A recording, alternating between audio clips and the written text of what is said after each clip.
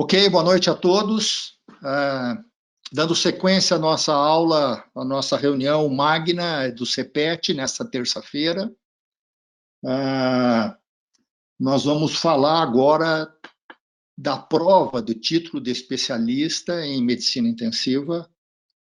Eu acho que essa é uma das principais questões da nossa sociedade, da Associação de Medicina Intensiva Brasileira. Ela é, sem dúvida, o principal elemento de uma sociedade de especialidade, a maneira como uma sociedade de especialidade controla os novos especialistas que vão fazer parte dessa guilda, dessa sociedade. Então, titular de uma forma adequada, ela é importante com diversos contextos, né? O principal contexto é de que uma titulação adequada põe no mercado de trabalho especialistas com alta competência e fazem com que a sociedade possa confiar nesses especialistas, porque esses especialistas foram adequadamente certificados por uma sociedade que era responsável em titulá-los e, consequentemente, eles passaram por um crivo bem feito e podem, num determinado momento, ser chamados de especialistas e adequadamente cuidar, serem contratados, serem consultados pela sociedade como um todo, como sendo aquelas pessoas, nesse caso, aqueles médicos que estão adequadamente certificados para poder exercer aquela profissão e cuidar da saúde das pessoas, e na medicina intensiva de uma forma muito particular, no momento crítico, habitualmente dentro de uma unidade de terapia intensiva, mas cada vez mais também fora da unidade de terapia intensiva. Então, eu imputo essa reunião, a gente entender como é que o título de especialista em medicina intensiva ele é concedido para um médico que fez ou não fez uma formação específica para aquilo, mas que precisa de um grau mínimo de competência para poder ser chamado de especialista. Eu quero dizer que, e aí, falando um pouco da minha pessoal participação nessa prova de título de especialista em medicina intensiva, eu quero lembrar uma das coisas que eu tenho prazer é de que logo que eu assumi a MIB em 2008 como presidente, naquela época o presidente da Associação Médica Brasileira era o Dr. José Luiz, professor titular de anestesiologia e medicina intensiva da Escola Paulista de Medicina, mas que naquela época era o presidente da Associação Médica Brasileira, talvez um dos mais importantes professores, dos mais importantes presidentes que a nossa Associação Médica Brasileira já teve, né, pela grandeza que o Zé Luiz é, né, pela formação dele e também como pessoa. E o Zé, logo depois, foi presidente também da Associação Mundial de Medicina. E eu me lembro que ainda na primeira semana do mês de abril de 2008, eu convidei o Zé, porque eu estava assumindo a MIB, e era importante fazer um relacionamento com a Associação Médica Brasileira, para poder almoçar em São Paulo. E no meio da conversa, o Zé disse assim: Álvaro, você tem que conhecer a prova de título de especialista da SBOT, da Sociedade Brasileira de Ortopedia e Traumatologia. Por quê? Né? O Zé Luiz já tinha estado aqui em Curitiba algumas vezes, a gente já tinha participado de algumas reuniões junto, então eu chamava ele de Zé, eu tinha essa liberdade, embora ele fosse mais velho, mais importante, obviamente, que eu. Mas eu perguntei para ele, Zé, mas por quê? Porque ele disse, olha, quem melhor forma médicos no Brasil é a SBOT.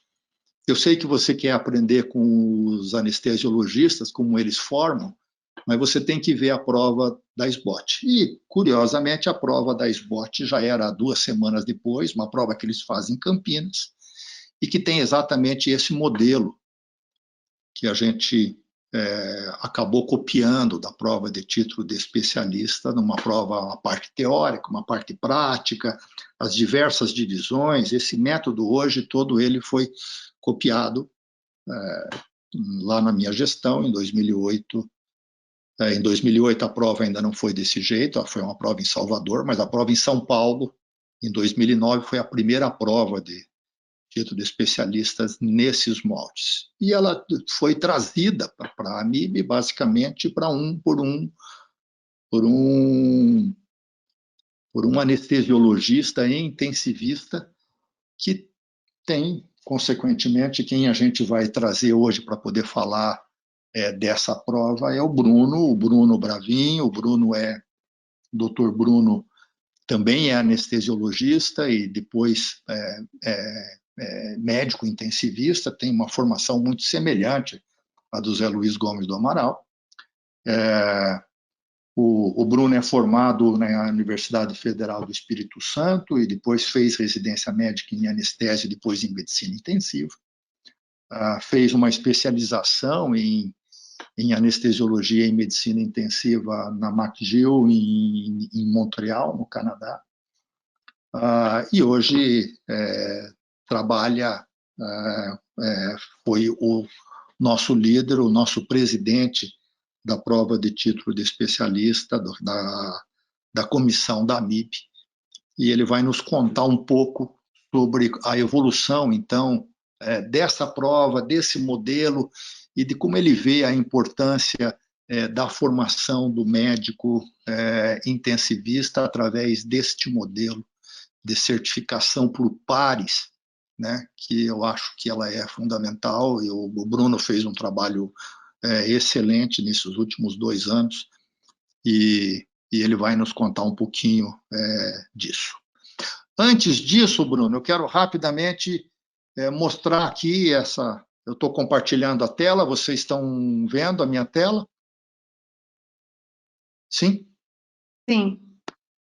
Então, essa é uma tela do CPET, né? Eu tenho esse compromisso o Programa de Especialização e de Residência Médica do CPET.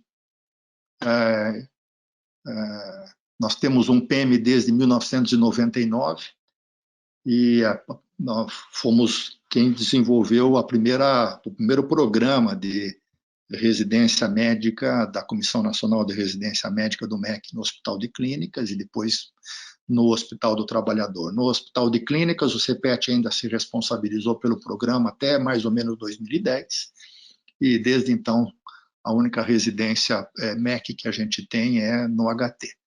Mas já foram 110 residentes especializados, né? Esses últimos aqui são aqueles que estão atualmente no programa, que entraram em 2001, vão terminar em 2025, né? PEMs, alguns MECs, mas desde 1999, o Hipólito, a Maria Aparecida Pachali foram os primeiros, depois a Jamília, o Alain, a Maria Rita, enfim, todos esses foram titulados pelas diversas provas. Quero chamar a atenção de que a Luana é a primeira residente nossa de MEC. Todos eles fizeram prova, apesar do MEC dar o certificado, todos eles fazem a prova posteriormente. A nossa única que não fez a prova é a Cíntia. Ela não é titulada, mas porque ela, por opção dela, ela não fez a prova, ainda diz que um dia ela vai fazer a prova, né? Temos alguns que não são titulados, mas que não fizeram a prova. Basicamente, todos que fizeram a prova foram aprovados. Nós temos 14 em processo de titulação que fizeram a prova agora. E desses 14, a gente não sabe exatamente quantos que passaram. Eu tenho a impressão que 4 deles não passaram na prova, mas 10 passaram desses 14. Então, eu posso dizer aí que a gente tem uma taxa de aprovação de mais ou menos 90%. Isso é um desafio para aqueles que vêm novos, né? Eu tenho certeza de que eles vão ser aprovados também, eles que estão nos ouvindo agora. Muito bem, essa que era a apresentação que eu queria fazer. Bruno, é um prazer tê-lo aqui.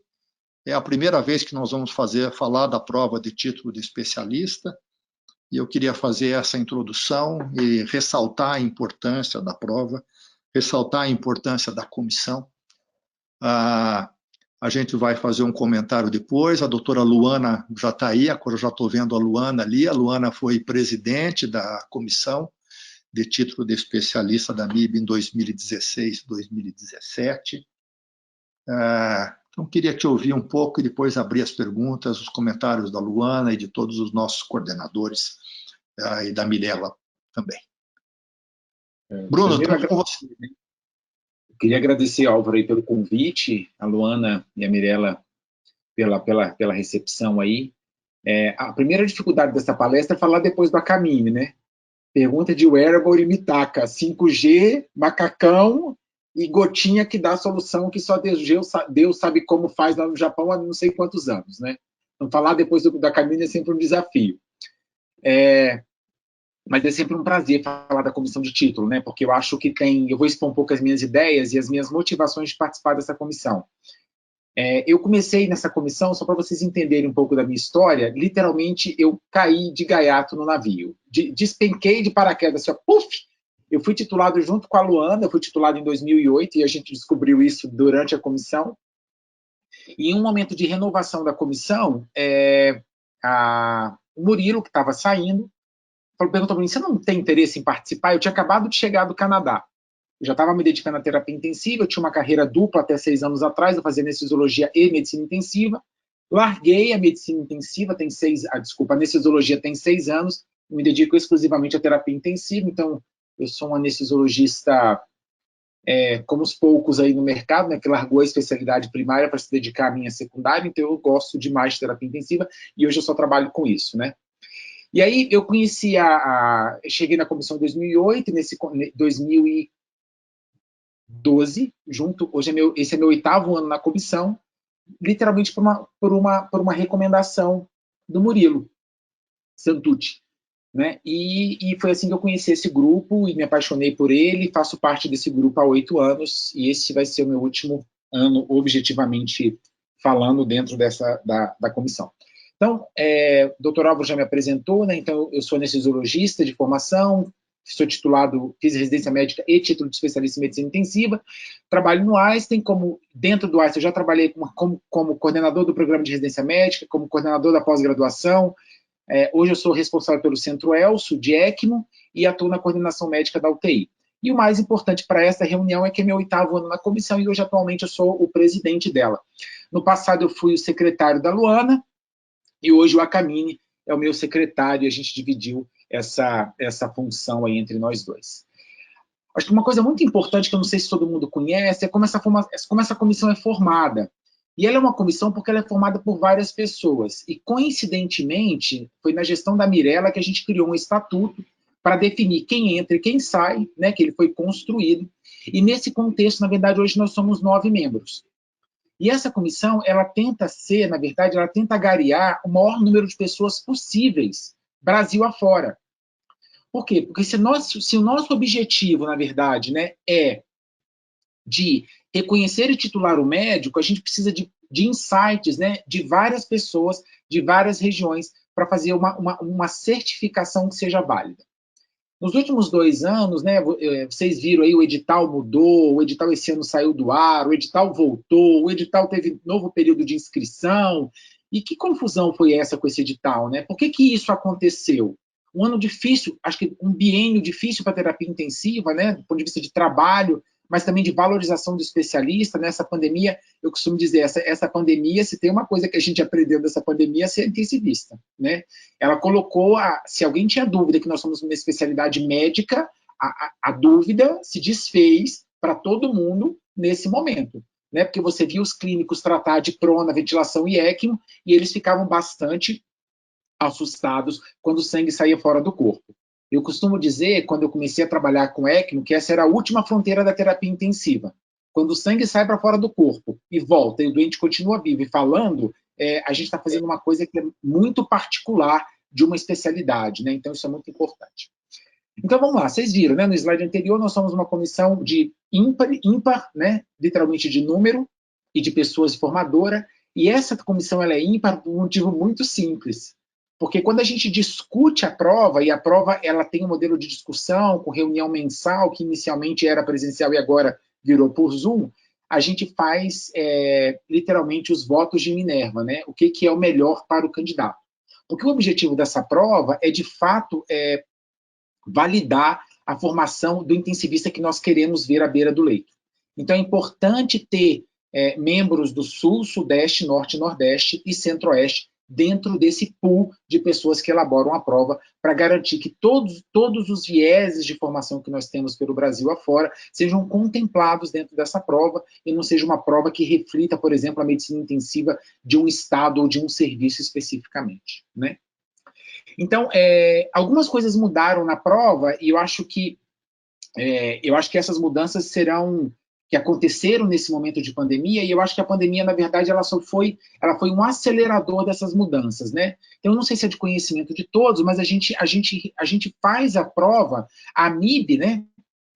Faz a prova baseada em regulamentações da AMB. Então, isso acontece para todas as especialidades médicas no Brasil. Quem regulamenta a função do especialista é a AMB, e quem faz a prova, né, quem valida, é a sociedade de especialidade. E conosco é exatamente igual, né? Então, qual que é a grande mudança que aconteceu em 2020, que houve um certo desconforto, né? Porque essa comissão de título, desde 2020, a gente está tendo mudanças no edital. Né? O que houve? Então, não sei se é de conhecimento de vocês, isso é uma portaria que foi lançada em 30 de janeiro de 2020, que regulamenta como a prova tem que ser para as especialidades que têm pré-requisito. E isso foi uma mudança do edital anterior, né, que mudou um pouco, e quando a gente olha, na verdade, o que ele fala? Ele fala que no candidato que tem uma especialidade que tenha pré-requisito, ao invés de comprovar experiência profissional na área de atuação, medicina intensiva, ele passa a ser obrigado a comprovar a experiência profissional ou a sua titulação na área de pré-requisito. Então, isso é uma mudança importante no edital que valoriza, de fato, a formação do intensivista, tentando equilibrar de todas as formas, inclusive na aptidão a prestar o concurso, a formação clínica, a formação do especialista, né? E aí, dentro da nossa especialidade, a gente tem 5 especialidades que são reconhecidas como pré-requisito. Então, a gente agora exige, né, dentro dos nossos editais, desde 2020, a comprovação desse pré-requisito. Então, clínica médica, cirurgia geral, programas de 2 anos, neurologia, infectologia, acesso direto ou com pré-requisito, e anestesiologia, que foi a via que eu prestei para ser apto para poder realizar a prova, né? Então, temos essa lei aí, essa portaria que define, né? Outra coisa super interessante dessa portaria é que além de regulamentar o pré-requisito, ela regulamentou um outro processo que favorece o candidato, né? Que é o acesso ao espelho do seu gabarito, né? O espelho de correção da prova, ao gabarito propriamente dito, e a prova, né? E ela regulamenta o tempo que a prova precisa ficar disponível para regulamentação, para realização de recursos, né? Então, todas essas mudanças que aconteceram, a liberação da prova, liberação do espelho de prova, alteração do tempo, na verdade, que essa prova precisa ficar disponível para a realização do recurso, fez com que a gente precisasse mudar a dinâmica de prova, e essa prova, na verdade, já tinha ideia, né? Ela já aconteceu previamente ao Congresso, e ela volta aí, na verdade, previamente ao Congresso para poder respeitar todos esses tempos aí da AMB, né? Então, isso é muito importante para todos nós. Então, isso mudou a prova, e aí veio a pandemia. E aí, durante a pandemia, né, e essa prova, pessoal, ela vem num contínuo, né? A gente estuda como faz prova, a comissão debate qual é a melhor prova, a gente capacita, né, o avaliador da prova prática no momento oportuno. Então, existe uma dinâmica, né, uma avaliação da qualidade da questão, se essa questão foi discriminativa ou se ela não foi, se essa questão que teve pegadinha ou se não teve. Então, existe uma análise por trás dessa prova de acesso aos membros da comissão, né? E como que a gente elabora essa prova, né? Então, a gente chegou a ter uma prova de 100 questões, com 5 alternativas, né? E você deveria assinalar uma alternativa correta. E aí, baseado em estudos, né? E aí existe, literalmente, né, guias de conduta, guidelines para isso, a gente reduziu o tamanho da prova, então ela passa a ser uma prova de 90 questões, e em vez, na verdade, de 5 alternativas, a gente passa a ter 4 alternativas. A gente sabe que o ideal é que você evite questões na negativa, então não é para marcar a exceção, né? Você marca a regra sempre, e aí você fica sugestionado a escolher a melhor resposta dentro daquelas que estão disponíveis na prova, né? E aí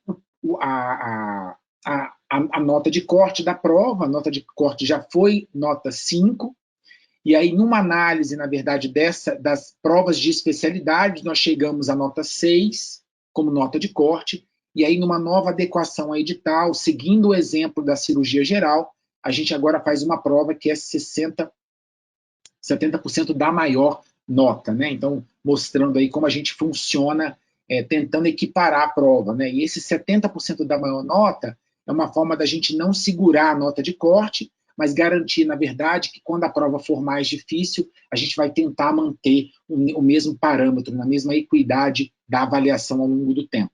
Na prova mais fácil, com uma nota maior, então a exigência acaba sendo um pouco maior, e na prova mais difícil, a exigência acaba sendo um pouco menor, como forma de balizar essa prova, né? Então, por isso que houveram essas mudanças no edital deste ano, né? E a prova prática, né? A prova prática, na verdade, ela também segue a questão da disponibilização da prova, do gabarito e do espelho de correção, e aí, no contexto da pandemia, ela acabou sendo uma prova online, então, ela acabou sendo uma prova dinâmica nesse contexto, e aí nós estamos estudando, na verdade, como retomar o formato prévio, né, onde tem a capacitação do avaliador e, literalmente, a sua avaliação por pares, né, porque agora a gente precisa, dentro desse contexto, fornecer uma filmagem da prova, né, para o candidato. Então, nós estamos trabalhando como isso vai acontecer, e nesse momento de pandemia, a prova acaba sendo uma prova muito semelhante à prova teórica inicial da primeira etapa, mas é uma prova que é dinâmica, que é uma prova que aceita filmes, aceita tabelas, aceita discussões de caso clínico, projeções de imagem, que dentro do contexto da prova teórica de papel era impossível da gente contemplar, né? Seja por qualidade de imagem, seja por tempo, seja por dinâmica até da elaboração da questão, né? Porque o quadro clínico, o caso clínico passa a ser mais extenso, uma necessidade maior de tempo de leitura e preparação, né? E aí acho que o mais importante de tudo, né, por que a gente faz o TEM, né? Por que ele existe, né?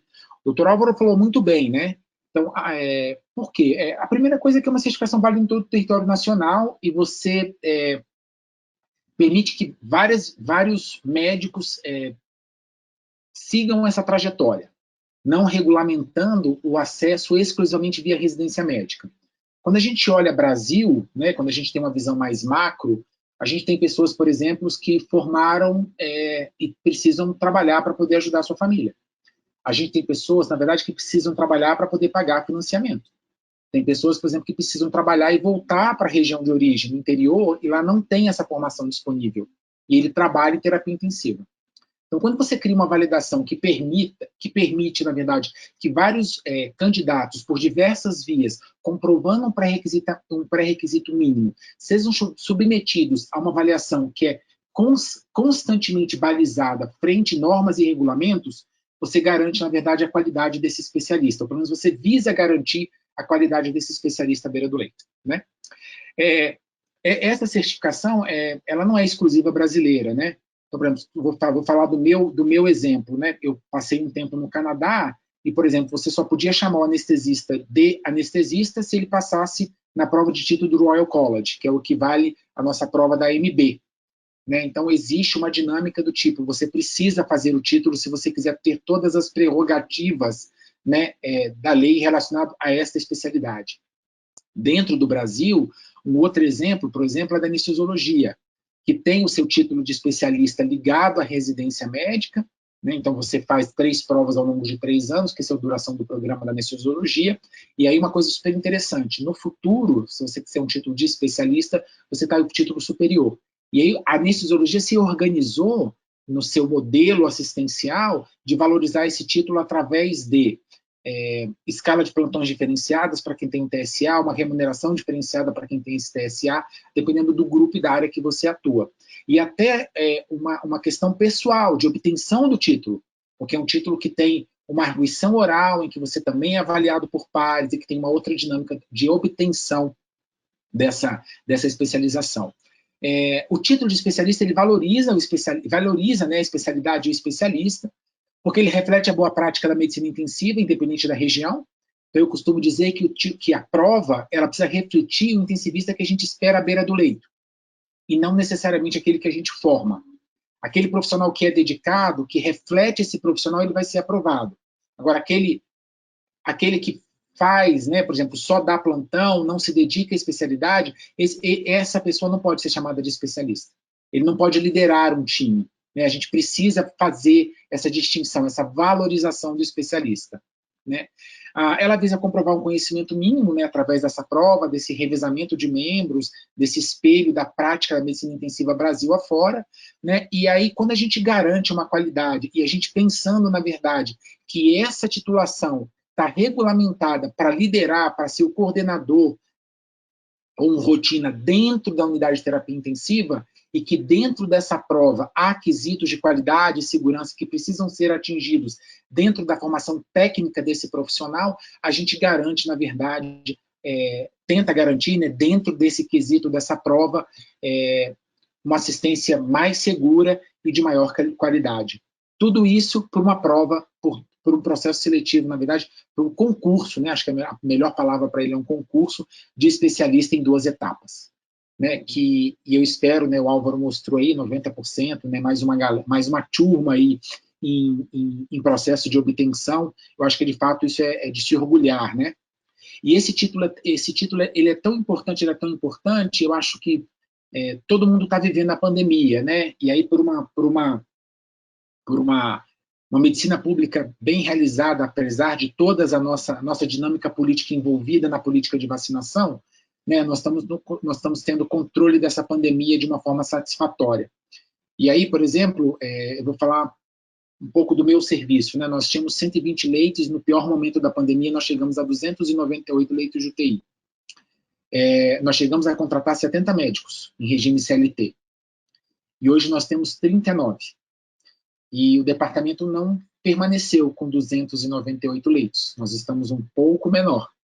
E dentro dos nossos critérios de seleção, além, obviamente, de ética, profissionalismo, competência técnica, bom relacionamento entre pares, corpo clínico aberto, equipe multiprofissional, está lá. O que é muito importante para nós, residência médica e título de especialista. Por quê? Porque isso valoriza o profissional. Né? Então, isso é muito importante. Você fala assim, mas eu já tenho residência médica. Sim, eu entendo.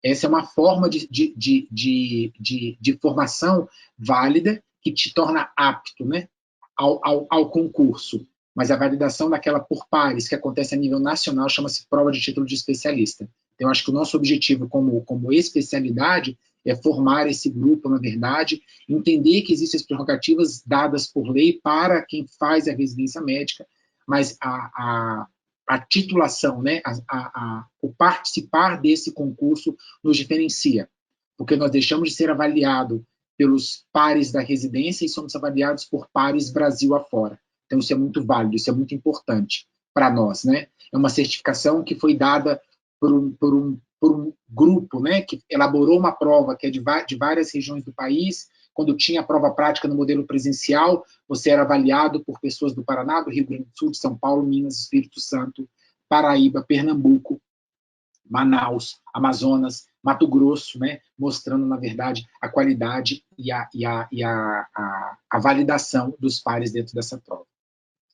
Eu acho que era isso que eu tinha para poder falar um pouquinho da prova de título. Espero que eu tenha conseguido transmitir para vocês a grande satisfação que é pertencer a esse grupo e a honra de ter a função, né, de presidir essa comissão num cenário tão importante e de uma especialidade que foi tão valorizada nesses últimos 2 anos aí. Acho que é um momento muito especial para mim. Então, mais uma vez, agradecer ao convite aí, por esse momento tão importante, falar um pouquinho do nosso trabalho e de como que a coisa funciona, né, para poder mostrar validade. Muito obrigado, Álvaro. Muito obrigado, Bruno. Muito boa a tua descrição de como a prova ela é importante para nós e muito bom também ver o prazer que você tem de ter participado da comissão durante tantos anos e de ter sido titulado por ela, né? E agora estar titulando os nossos pares que vão fazer parte, como se a gente fizesse parte de um grupo, de uma equipe, e a gente tivesse que fazer uma promessa, né, de que nós fazemos parte da mesma guilda, da mesma turma, como se fosse um pacto de sangue que a gente faz. E acho que eu queria passar essa mensagem para os nossos especializandos, para os nossos residentes, de que essa sociedade ela realmente valoriza aqueles que fazem a prova, que são titulados e que são aprovados por ela. Antes de eu abrir perguntas e comentários, você pode falar um pouco, alguma coisa com relação aos números de quantos que estão prestando a prova e de quantos que estão aprovados em média? Não deste ano, obviamente, mas acho que... Claro, seria um prazer. Deixa eu só abrir uma data de um concurso aqui. Na verdade, eu tenho aqui prontinho, peraí. Deixa eu ver se é...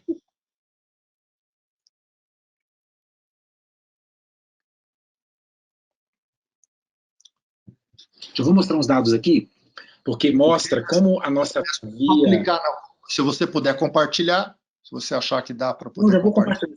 Eu vou achar a apresentação aqui, porque eu acho que tem umas coisas que são super interessantes, né, de valorização, inclusive da formação. Né? Então, esses dados, provavelmente vocês que permaneceram, né, que frequentaram a AR, foram esses dados que eu apresentei. Então, na verdade, vocês já, os representantes regionais já tiveram acesso a eles. Então, na verdade, acaba sendo um dado público, né, porque ele foi apresentado. Deixa eu só mostrar para vocês aqui como é que funciona a nossa... Como é que é essa dinâmica, porque essa dinâmica é super interessante. Deixa eu só apresentar minha tela aqui, só para a gente poder ver junto. Acho que vocês devem estar vendo... Perfeito. Já estamos vendo. Bruno, se você puder colocar... Isso, perfeito. Isso, então vamos lá, pessoal. Esse é o concurso de 2020, esses dados foram todos apresentados na Assembleia de Representantes para a diretoria da MIB, então, de certa forma, as pessoas têm acesso a eles, então é um dado público, de certa forma. Né? Então, vamos lá. Olha que interessante, né? O que a gente olha, por exemplo, esse foi o resultado da prova prática, né? Então, nós começamos a prova com 613 candidatos, foram 143 candidatos aprovados para a segunda etapa, desses 143, a gente teve aí 63%, 89 candidatos aprovados. Né? Então, quer dizer, a gente faz uma prova, na verdade, que aprovou 63% nesse novo formato. Nessa prova foi online, ela foi uma prova dinâmica, ela foi uma prova, na verdade, que nós, como comissão, né, implementamos um novo modelo. Né? Então, tem, obviamente, coisas que foram boas e coisas que nós vamos melhorar para a próxima. Mas olha que interessante. Bruno, esses 63% aprovados, eles são daqueles que foram aprovados depois da segunda prova, certo? Isso aí. Dos 143 que prestaram a prova, né, 89 foram aprovados, o que equivale a 63%. Quantos que prestaram a prova teórica desses que foram aprovados 143? Quantos? 613. Dos 613 que fizeram a prova teórica, mais ou menos só 25% foram para a prova prática. Isso. E aí, Álvaro... 5%, só 2/3 foram aprovados. Isso, 2/3 de 5, o que significa mais ou menos uns 17% daqueles que prestam a prova são aprovados no final. Isso. Esse ano teve algumas particularidades, né, para essa taxa de aprovação. Tem todo um contexto de pandemia, dedicação, então acho que tem muita coisa que aconteceu aí, e associado a isso a gente mudou a dinâmica da prova, né? Essa prova especificamente de 2020 foi o ano que a gente mudou a nota de corte de 5 para 6, justamente para poder equiparar com a nota de corte das nossas especialidades de pré-requisito.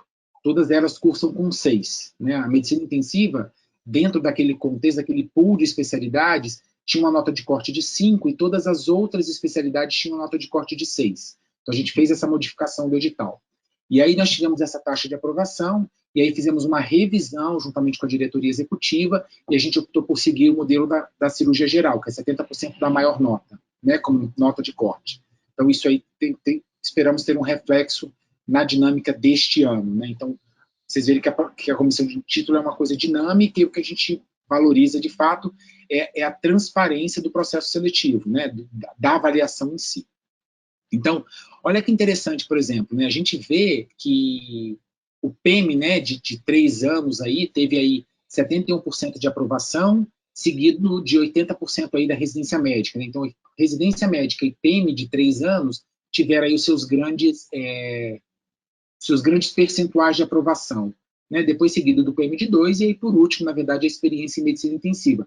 Comprovando aquilo que a gente gostaria mesmo, né? Que a pessoa que tenha maior dedicação, né? Que a gente consiga balizar a sua formação de maneira que ele, de fato, represente o intensivista que a gente quer à beira do leito. Né? Eu acho que isso está muito claro quando a gente olha a taxa de aprovação por especialidade. Né? Então, o PEM aí, e o PEM de 3 anos, né? A residência médica e medicina intensiva, e aí com uma taxa de aprovação acima de 70%, né? Seguido dos PEMs. Então, isso é extremamente interessante, né? Do ponto de vista prático, né?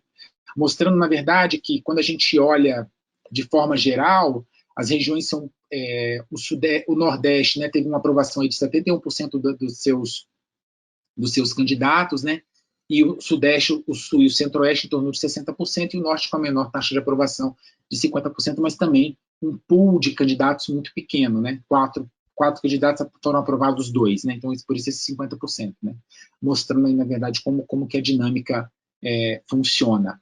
Então, existe sim uma distribuição, né, uma expectativa, né, de que a pessoa que tem maior horas de dedicação ao programa obtenha uma maior taxa de aprovação dentro desse concurso. Né? Então, isso é muito importante.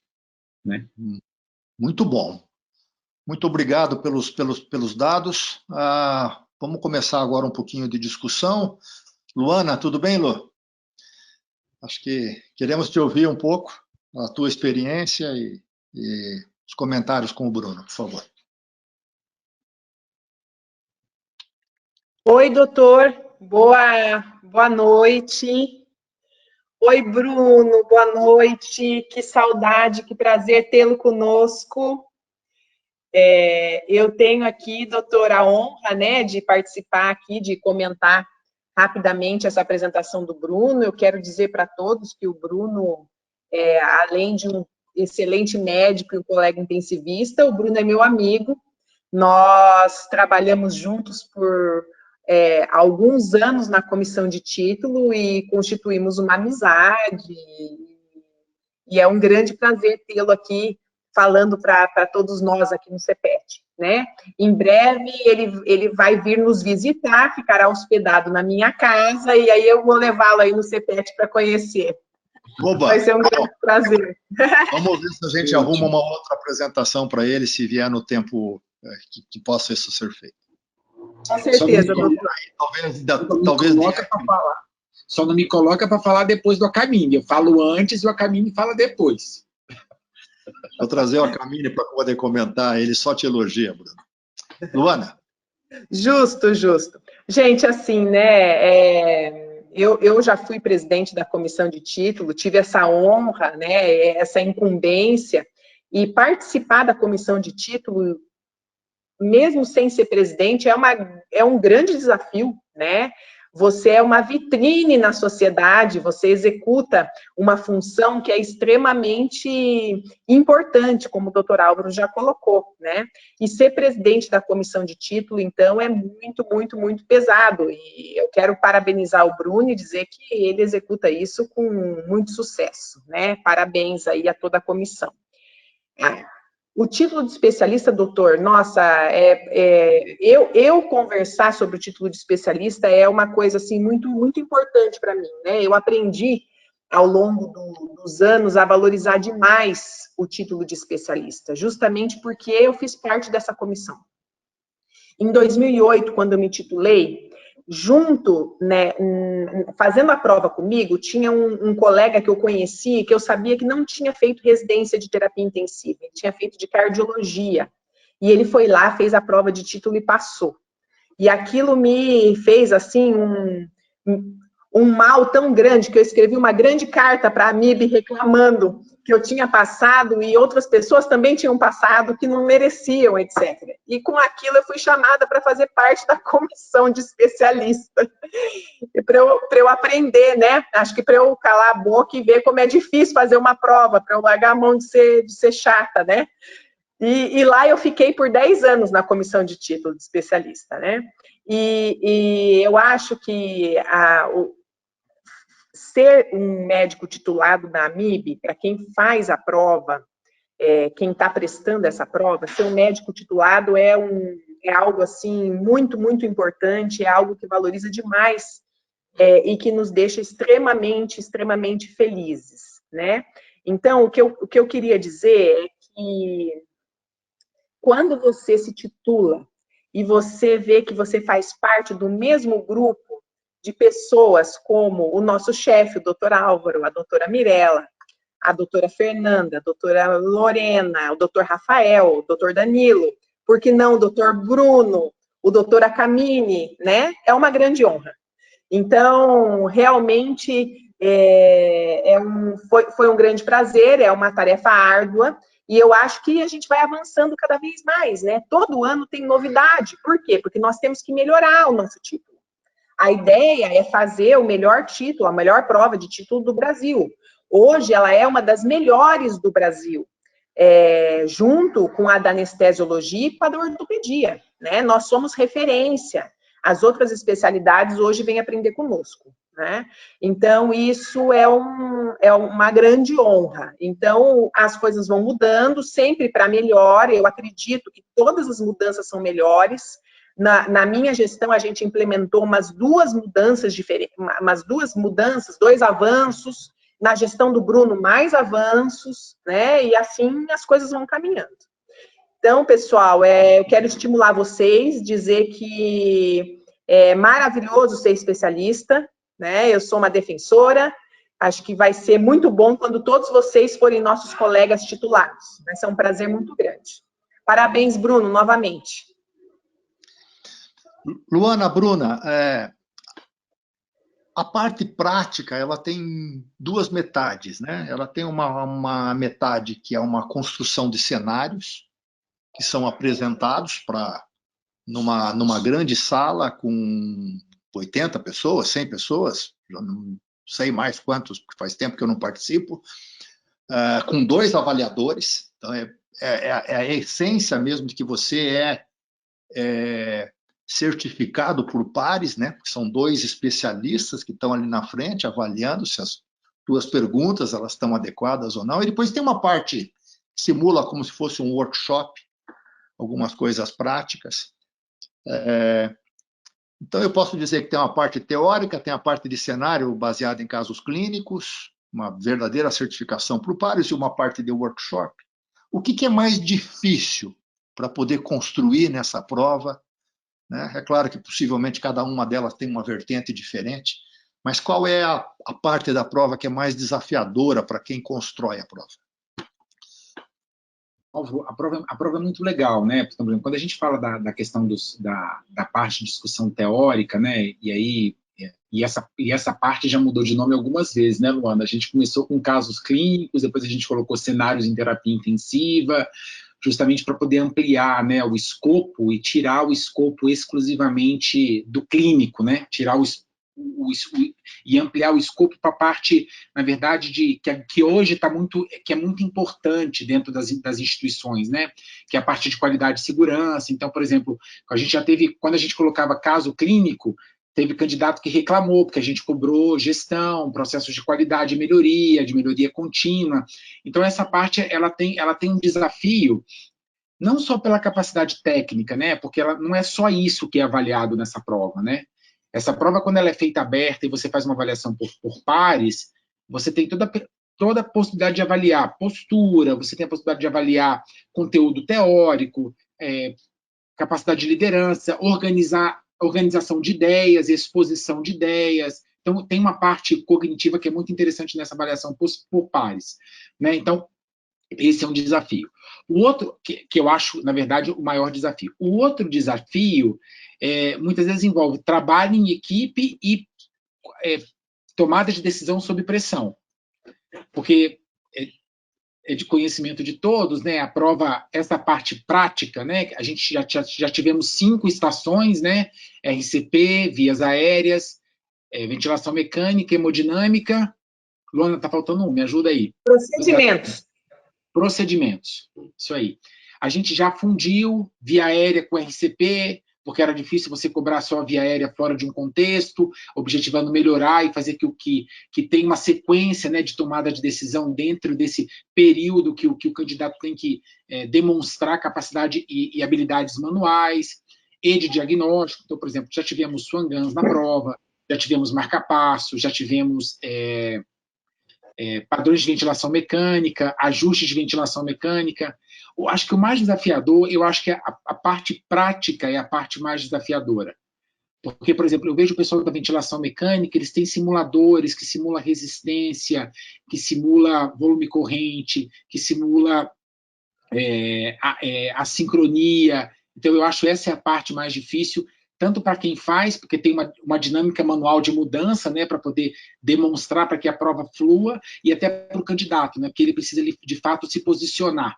Né? Eu vou fazer tal coisa, eu vou apertar tal botão, eu vou fazer tal coisa. Então, isso é muito legal.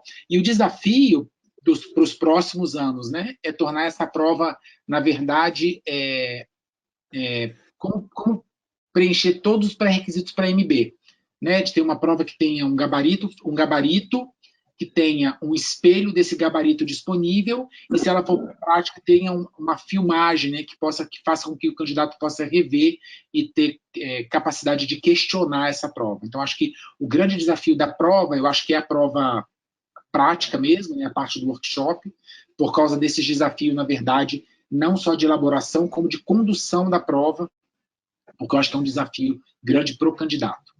A outra parte é uma parte que tende a ser mais tranquila, leitura, raciocínio, essa é uma parte mais dinâmica, então essa eu acho mais difícil. Luana, alguma coisa, Lu?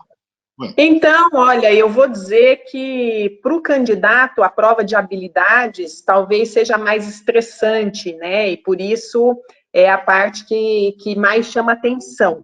Para quem faz a prova, eu acho que o mais difícil não é a prova de habilidade. Eu falo para quem faz no sentido de construir a prova, para a comissão de título, né? A prova de habilidade, ela requer toda uma logística de funcionamento, então a MIB tem que trabalhar, conseguir ventiladores, conseguir materiais que a gente quer e etc. Mas a nossa escolha de questões são coisas mais diretas e mais fáceis de serem decididas, né? Em compensação, a parte de casos clínicos ou de cenário é uma discussão sem fim, porque a gente quer cobrar da melhor forma, quer que o candidato seja avaliado em todo o seu contexto, inclusive com postura, raciocínio e atitude, né? Uma atitude de como tomaria aquela decisão, né? Então, eu acho que para a gente é mais difícil construir a parte de casos clínicos, da parte prática, do que a parte de habilidades, doutor. Então, só lembrando para todos os residentes que há muito tempo, né, sucesso profissional é dependendo daqueles 3 elementos, né, conhecimento, habilidades e atitudes, conhecimento, habilidade, atitude, conhecimento, habilidade. Então, conhecimento basicamente é a prova teórica, habilidades basicamente é a prova de procedimentos né, dos workshops, e o mais difícil, me parece, é você avaliar atitudes de uma forma global, como o Bruno estava falando, na parte de casos clínicos ou de construção de cenários em que você quer saber do teu candidato não só a resposta certa, mas também como ele aplicaria isso, de que forma ele aplicaria, levando em consideração outros elementos da equipe interdisciplinar, da segurança do doente, e etc. Nesse momento especificamente da prova, em que você está sendo avaliado por dois, ainda são por dois ainda? Já faz um tempo, ainda são dois? Álvaro, essa era a nossa estrutura pré-pandemia. Agora, na verdade, toda essa dinâmica, essa prova acabou se tornando uma prova online. Ela é dinâmica, mas ela perdeu essa característica neste momento de avaliação por pares. Possivelmente volta ainda.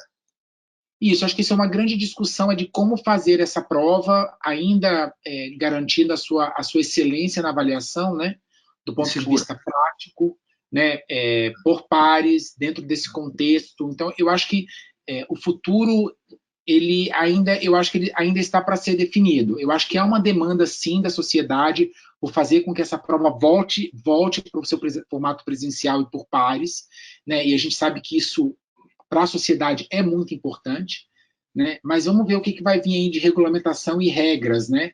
Essa prova desse ano, ela ainda será eletrônica, né? Ela foi acordada como eletrônica justamente por causa das incertezas relacionadas à pandemia.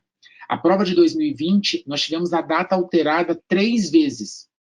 Ela tinha uma data, foi alterada, depois ela foi alterada de novo, e aí depois a gente deixou em aberto até que a gente definisse o que ia acontecer, e a gente avisou as pessoas, de fato, aí com 60 dias de antecedência do seu formato, né? Então, vamos ver.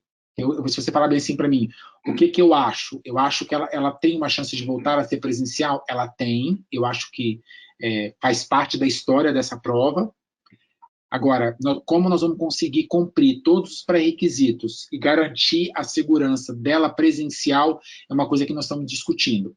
Então, acho que são literalmente cenas do próximo capítulo, mas historicamente é uma prova que é uma avaliação por pares, presencial por pares. Como é que vocês fazem para poder instruir os pares a fazer as avaliações de uma forma que seja igual em todas as mesas? Isso é interessante, né? Então, como é que a gente capacita o avaliador? A capacitação do avaliador, ela começa às 6 horas da manhã no dia da prova. A prova, não sei se vocês já conversaram com alguém que fez a prova, mas a prova começa por volta de 8h30. Então, o time de avaliadores, a gente faz uma reunião presencial, né, na véspera. Preso, ninguém pode passar a mensagem para ninguém, estão presos, né? Imagina, na véspera, a gente divide o time entre avaliadores práticos e avaliadores de cenários relacionados à terapia intensiva. E a gente combina com eles o horário de começar. E uma vez que a gente combina o horário de começar, é servido um café da manhã e a gente passa todos os cenários, com todas as dúvidas. A gente literalmente demonstra a prova do que a gente acredita seja um candidato que obtenha proficiência nas suas respostas. E esse grupo, na verdade, historicamente envolvido com a prova de título, é um grupo relativamente muito pequeno e muito dedicado a esta comissão e a essa sociedade e a esta formação. Então, o que a gente vê na prova são chefes de residência ou pessoas muito envolvidas com as residências em seus serviços, de fato que se importam com essa titulação, com essa formação do especialista, né? E aí é isso, a titulação é feita no dia, justamente para evitar vazamento dessa prova, né? E essa prova tem toda uma dinâmica, né? Tem horário de entrada, tem uma sequência de mesas e de estações, tem uma área de espera entre uma estação e outra. Então, existe uma área, enfim, é uma prova bem estruturada nesse sentido, né? De maneira que quem já fez uma estação não se comunica com a outra pessoa, a sala de espera são salas de espera separadas, justamente para poder garantir a confidencialidade, a transparência e a seriedade desse processo. Muito bem. Acho que eu queria que alguém fizesse algum comentário, alguma pergunta.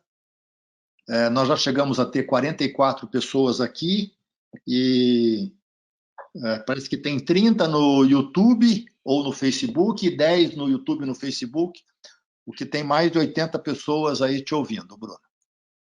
Boa. Alguém quer fazer algum comentário? Algum dos residentes? Que eu estou vendo aqui a figura. Alguém? Luiz? Álvaro, eu tenho uma pergunta. Pode Oi. falar. Oi, Bruno, boa noite. Tudo bem? Tudo bom? Reitero o prazer de ter você aqui conosco hoje, viu, Bruno? Muito obrigada. Um prazer estar entre tantos presidentes. Muito legal. Uma honra. Então, o que eu queria que você comentasse, assim, ó, desde a minha gestão, foi quando a gente separou a prova, né? A prova teórica antes e depois só os aprovados iam então para a parte prática, né? E o conceito que a gente tinha por trás disso é que eu sempre achei, eu fui também da comissão de título, membro durante muito tempo, né? E eu também, durante muitos anos, fiz parte do grupo que faz as estações práticas, e eu era do grupo da hemodinâmica, né? E eu sempre tive uma preocupação com a qualificação do avaliador, para fazer, obviamente, né?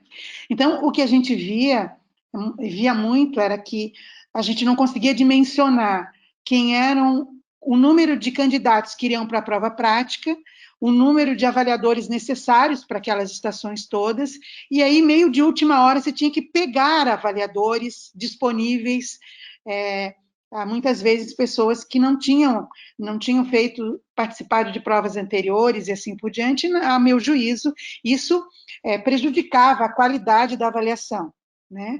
Uma prova separada dava oportunidade com que você programasse um número de avaliadores necessários, né? E aí você pudesse escolher uma mistura de avaliador sênior com júnior e assim por diante, para dar um certo equilíbrio.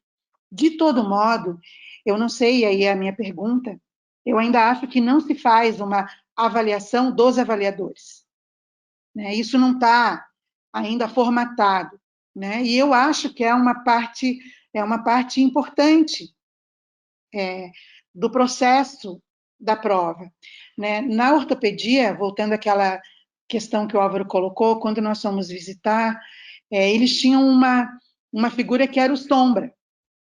Então, o sombra era alguém sênior, muito sênior, que ficava acompanhando os avaliadores, os dois avaliadores, e ele fazia uma avaliação dos avaliadores. Aquele sombra, ele já tinha sido avaliador durante muito tempo, né? E ele, por um período, acompanhava avaliadores iniciantes, júnior, até que o avaliador se tornasse sênior. E eles têm uma graduação, né? Então, eu acho que a gente não progrediu ainda para isso, né? Não sei se existe uma intenção, e também não sei o que você acha disso, né? Era sobre esse assunto que eu queria que você comentasse.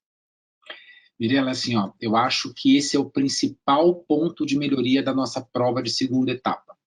A capacitação do avaliador é extremamente importante e nos falta, de fato, um instrumento ágil, né, que nos dê, primeiro, que responda a essas perguntas todas e que seja ágil, que a gente consiga, tipo, avaliar, implementar melhoria para o próximo ano, né, considerando que é isso, dependendo de, como você falou, a gente tenta montar um grupo e o fato de separar as provas é muito bom. Essa nova portaria da MB, na verdade, ela acaba por contribuir, de certa forma, com essa separação. Ela acaba por contribuir com essa separação da prova, porque hoje o tempo não há tempo suficiente para poder manter a prova, o gabarito liberado para o público e atender o tempo de formatação do recurso exigido pela MB e mais o nosso tempo de resposta. Né? Então, a separação, de fato, ela veio, e na minha opinião, ela veio para ficar, porque hoje, se a gente for regulamentar isso tudo, a gente não consegue, diferente na época que era pré-congresso, para realizar tudo isso em 96 horas. Né? Então, hoje, a gente vai ficar, de fato, com elas separadas. O instrumento do avaliador é um ponto importante, né? E a questão da prova, e aí com a questão da pandemia e a realização da prova online de uma forma mais objetiva, né? Uma prova mais dinâmica, mas ainda objetiva, de marcação de questões, ele acabou, de fato, não andando. Mas eu acho que essa é uma preocupação que permeia vários anos, né? Isso não é uma coisa que preocupa, que essa é uma coisa que nunca saiu do radar, objetivamente falando, né? E é uma coisa que, de fato, eu acho que talvez seja o próximo passo. Eu acho que a prova teórica, a primeira etapa, a gente tem muito pouco espaço para melhorá-la do ponto de vista prático, de aplicação mesmo. Existe uma questão, obviamente, de feedback da prova, de elaboração da prova, e isso é um aprendizado contínuo, né? Então, cada prova a gente reanalisa e melhora para o próximo ano, mas agora a prova já está online, ela é segura, a gente tem muita segurança com a metodologia de aplicação dessa prova na residência ou do local de escolha do candidato, né? Dentro do território nacional. Então, acho que talvez o que nós temos, de fato, agora focar para os próximos anos é como garantir a qualidade do avaliador e a dinâmica dessa prova, dessa segunda etapa da prova. Né? Porque eu acho que agora a gente acabou de balizar a prova, né? Agora que ela ficou online na casa do candidato, eu acho que a gente já ganhou aí espaço, eu acho que a gente vai ter pouco espaço de implementar melhorias especificamente nessa etapa. Acho que agora o foco vai precisar ser, de fato, a segunda etapa. Essa avaliação mais prática, né? De postura, conhecimento, enfim, atitude. Então, acho que isso é importante. Muito bem, Obrigada. Bruno. Bruno Gabardo, tudo bem, Bruno? Acho que você é o nosso último a conquistar o título de especialista, agora recentemente. Parabéns. Eu queria que você desse um testemunho aí de como é que foi a prova e como é que foi o desafio e que você venceu. Boa noite, doutor. Boa noite, doutor Bruno. Foi bem difícil, na verdade. Acho que essa questão da segunda fase, eu realmente senti bastante dificuldade dessa falta de você poder demonstrar postura e essa questão de atitude numa prova prática online. Então, acho que era muito mais um conhecimento teórico e não tanto de liderança e de habilidade de relacionar com a equipe multi e de realmente demonstrar esse conhecimento. Então, acho que isso que eu senti mais falta. E eu faço até um apelo para o Dr. Bruno que essa prova prática aí possa voltar o quanto antes, porque eu sei que os meus amigos do CPET, eles têm essa capacidade de liderança, essa capacidade de relacionamento interpessoal para uma prova de habilidades dessa natureza.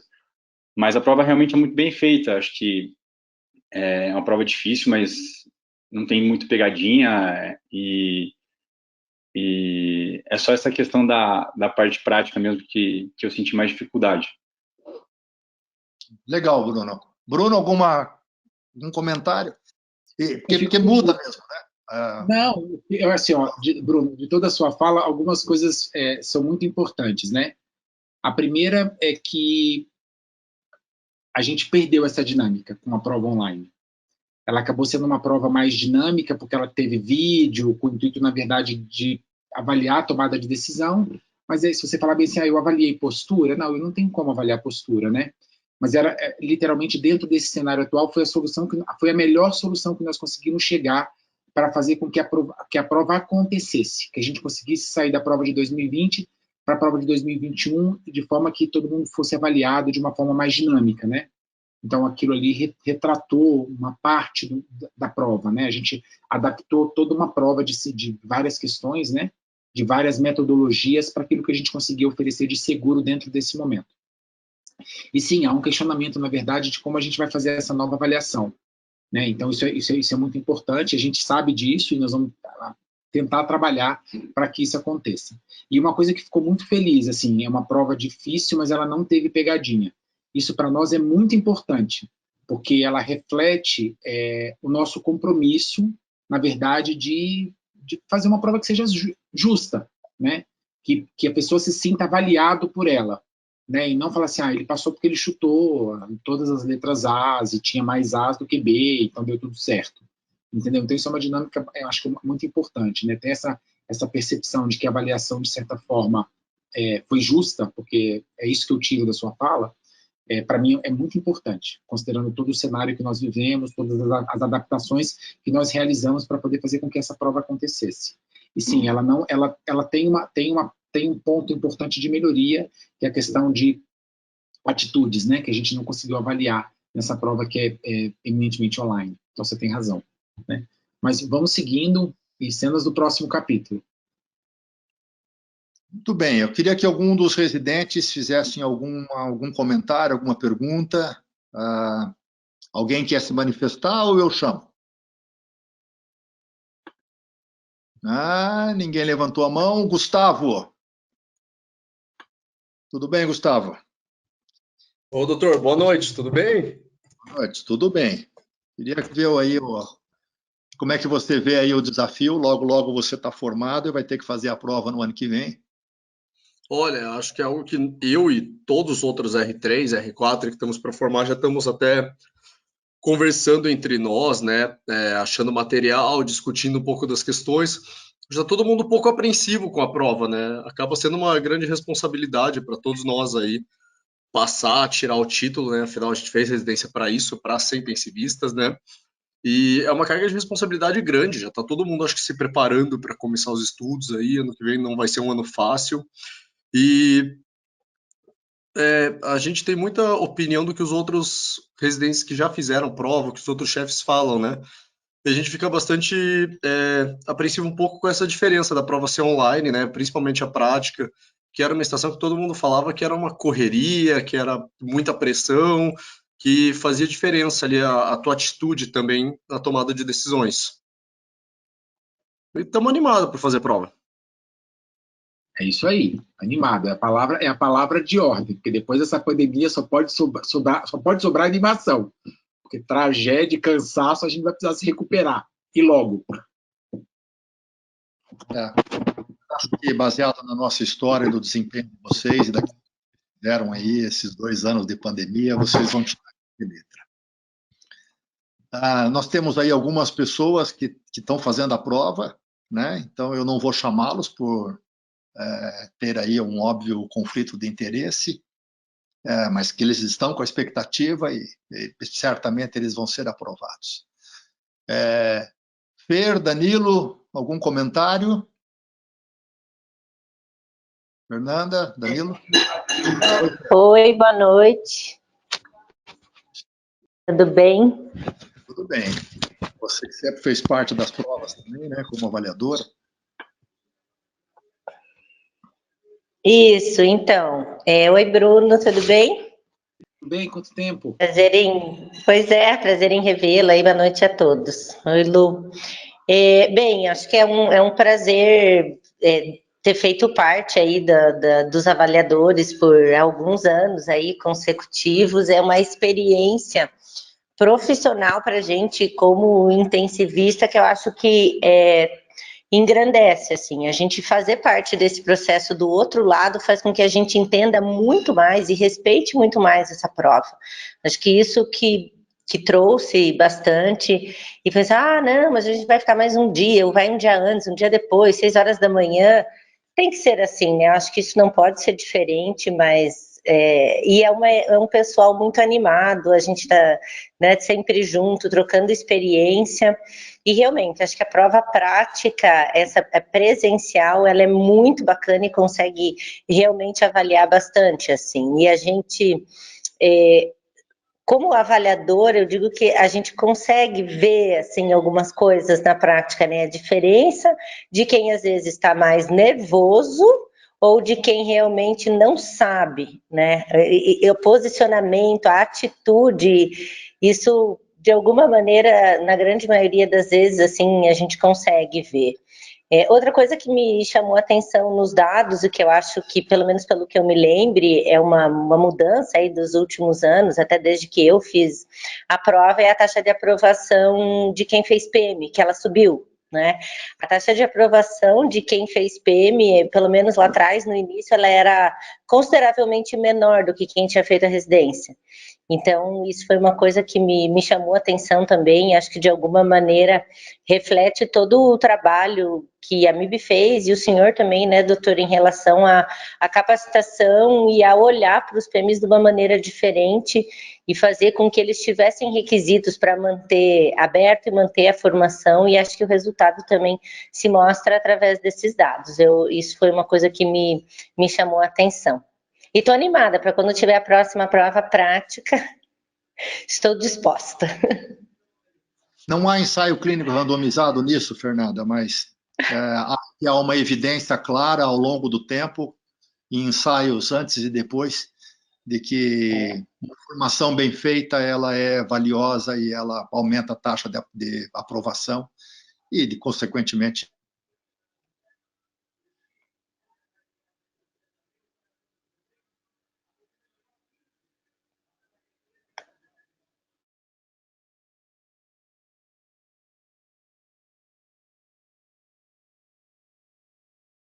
Acho que travou.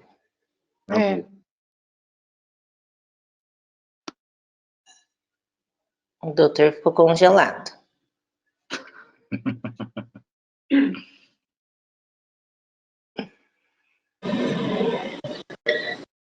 Ô, Fer, mas eu acho que o que o doutor Álvaro vai falar é justamente isso, né? Que quando você tem uma boa ação com estudos antes e depois, você vê o resultado, né? E acho que foi isso que foi visto em relação aos PEMs. Você tem plena razão, com certeza, antes a taxa de aprovação era bem menor. Isso era um dos grandes problemas, né? Eu me lembro bem disso, das ARs, assim, as quais eu participei, né? Os últimos 2 anos eu não estava mais como associada representante, mas, enfim, é sempre bacana ver esses dados, porque é uma mudança considerável, né? A taxa de aprovação era semelhante à experiência profissional, era a mesma coisa. Taxa de aprovação superior. Um pouquinho superior, mas não era estatisticamente significativo. Isso. E é super interessante isso, né? Essa valorização do PEM, né? Que é um programa nosso que vem valorizar a nossa formação, né? Então, isso é muito válido, né? Um trabalho aí literalmente de longo prazo, né? A gente nunca vai ver o resultado de um ano para o outro, demora um pouquinho, né? Mas considerando o que a gente quer atingir, né? Com o PEM, né? A qualidade da formação que a gente quer atingir, de fato, isso é muito legal, né? Ver esse resultado. Aquele fórum de formação, né, doutora, que a senhora fez na gestão, ele foi muito interessante, toda a participação de todos os associados representantes, discutindo quais eram as necessidades mínimas, os cursos e tudo. Acho que isso foi amplamente discutido por 2 dias, né? Então, trouxe uma carga bem importante aí com representantes do país todo, né? Desculpa, eu caí, mas levantei. Acho que estou de volta. Todo mundo me ouvindo? Não fale em queda do mesmo nível para mim, você sabe, né? Queda do mesmo nível, não. Não tive sequer perda de consciência, Mirela. Então, acho que posso passar pelo protocolo de concussão fácil. Desculpa, mas acho que, Mirela, eu estava comentando que eu queria ouvir a tua fala. Você teve uma participação muito importante na tua presidência. Talvez o principal elemento tenha sido tirar da falência. A tua organização financeira foi excepcional. Mas você também organizou as comissões e os comitês, né, como já foi dito aí pelo Bruno. Então, acho que eu queria que você falasse a tua fala final, para a gente poder fechar. E a importância dessa comissão. A comissão de título de especialista, de fato, junto com a comissão de formação, são a razão da sociedade, eu penso. Né? Porque não tem nada mais importante do que a formação do intensivista e a sua titulação pelos seus pares, quer dizer, o aval de que aquele profissional ele está apto a exercer aquela especialidade, né? Com todos os requisitos que os seus pares acham, com todas as competências que foram checadas pelos seus pares, né? Então, acho que não tem... as 2 comissões, elas são complementares e elas são, a meu juízo, fundamentais. Né? O trio de comissões, formação, defesa e título, mas entre elas, eu ainda acho que formação e título, a defesa, ela é uma consequência da formação, da boa formação e do título. Né? Então, com essa visão, a minha gestão ela foi uma gestão fisiológica em termos, vamos dizer assim, porque o Álvaro era presidente da comissão de formação, né? Foi um convite, mas a Luana foi presidente da comissão de título, mas ela foi indicada, porque já tinha um modelo da comissão, mas eu tive a sorte de ter a Luana indicada pela comissão exatamente na minha gestão. Então, a gente teve uma parceria, né, um trabalho meio que em conjunto, né? Eu meio que me senti na obrigação de passar os 2 anos justificando porque que tinha tanto paranaense em situações, eu na presidência, o Álvaro na formação, a Luana no título, enfim. Mas foi tudo feito dentro da eleição, do protocolo e assim por diante. Nada foi feito de maneira biônica, vamos dizer assim. Ou seja, um fisiologismo justificado. Foi um fisiologismo justificado. Mas, de fato, o Álvaro deu uma roupagem para a comissão de formação. Começou na nossa gestão e na gestão posterior, do mesmo modo, na gestão do Ciro, o que deu né, para o Centro Formador uma organização que a gente não tinha conseguido até então. A comissão de título, na minha visão, ela já era mais estruturada. Ela já começou a ser estruturada, eu acho que já na gestão do Álvaro, ela seguiu com o mesmo modelo, sem só com melhorias, sem grandes rupturas do modelo, o que eu acho que faz diferença para uma comissão dessa natureza, ela ter estabilidade, né? A gente tem algumas comissões na MIB, na minha visão, que não podem ser comissões mexidas pelo governo, elas tinham que ser comissões de Estado, né? Muda a diretoria, mas não pode mudar o conceito fundamental de comissão como formação, título e defesa. Tinha que ser uma visão de Estado, não uma visão de governo. Então, eu acho que é melhor assim, eu vou lá e troco. Enfim, já foi com essa intenção que a gente resolveu mexer no estatuto e mexer nas comissões, num regimento que amarrasse um pouco isso, né? Que não deixasse essas comissões tão importantes ao gosto do freguês. Tipo, cada diretoria tem uma ideia completamente mirabolante, parece o Bolsa Família, né? Que a Bolsa Família, depois ele era uma coisa no Henrique Cardoso, depois ele é do Lula, e agora vai ser Vale Brasil, sei lá o que, é tudo a mesma coisa, mas alguém vai lá e dá um mexidinho. Então, já para a gente não mexer em coisas que a gente considerava estruturais, que a gente mexeu aí, tentou regimento, principalmente dessas 3 comissões que a gente considerava comissões do tripé mais importante da MIB, que a gente resolveu mudar o estatuto e mudar o regimento, e dar oportunidade para que essas comissões, elas continuem sendo melhoradas, acrescendo melhorias, né? E não um recomeço, né? Sempre recomeçando, né? Começando tudo com outro princípio. Então, mas eu considero a comissão de título ainda a comissão mais estável, assim, mais estruturada da AMIP. Acho que a formação está em caminho e a defesa precisa remar muito para chegar lá. Então, isso mérito, né, de todos os presidentes e do grupo que compõem essa comissão de título aí ao longo dos anos, né? Desde 2008, são mais de 10 anos de comissão de título bem estruturada. Parabéns à Luana, ao Bruno, né, a todos aqueles que tiveram a missão aí como presidentes para manter esse grupo unido e fazendo esse trabalho tão importante, admirável mesmo da comissão de título. Obrigada aos dois. Muito bem. Bruno, você viu aí como a gente se gosta também, né? Então a gente dá uma valorizada na gente.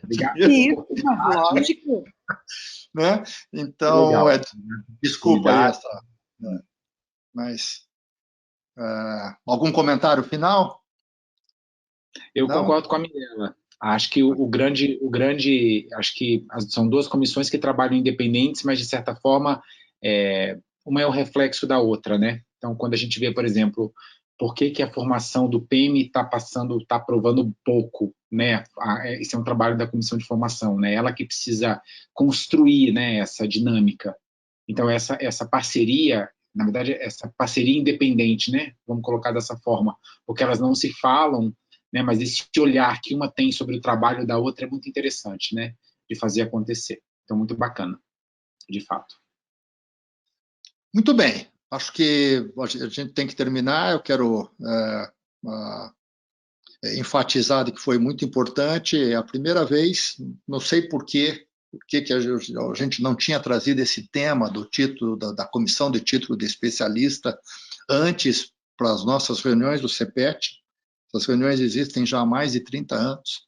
A gente volta e meia fala de formação, volta e meia fala de defesa, mas é a primeira vez que nós estamos falando de título. E foi um prazer a gente poder passar isso para todos os residentes e tê-los, vocês, né, como fazendo parte aí de uma história de poder construir um lado importante, significativo, eficiente da AMIB, como a gente já comentou. E, por último, quero te dizer, Bruno, de que a gente não faz política aqui, e quero te dizer que você já tomou uma decisão de poder sair da comissão. A gente conhece um pouco das pressões que você sofreu ao longo desse ano e que sofreu agora, mas que você tem todo o nosso apreço por ter se sustentado e ter sustentado a comissão nos seus princípios éticos e profissionais da melhor forma possível. Esses 2 anos não deve ter sido fácil, mas você defendeu aí o título de uma forma muito exemplar. Tá bom? Obrigado, então, acho que é isso. Obrigado. O jogo ainda está 0-0, mas dá para poder assistir o segundo tempo para aqueles que querem ver o jogo do Brasil com a Argentina. Obrigado, boa noite. Obrigada, boa noite a todos. Obrigado. Boa noite. Pelas belas palavras, doutor Álvaro. Um grande abraço.